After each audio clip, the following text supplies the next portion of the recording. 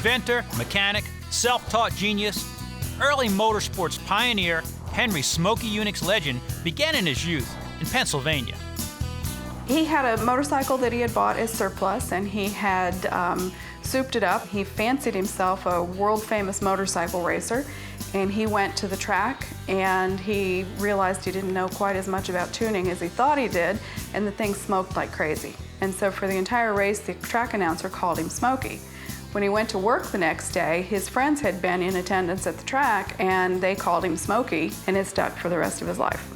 After the war, Smokey was quickly becoming the premier mechanic of his generation. He moved to Florida and started racing stock cars.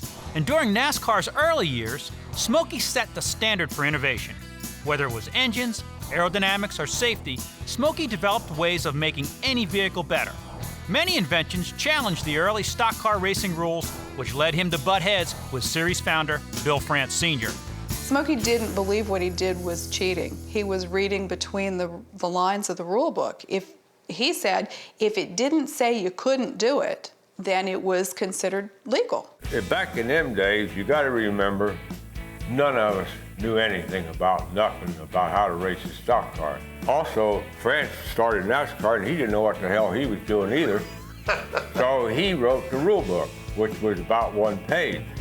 And it started off with, you can't do nothing.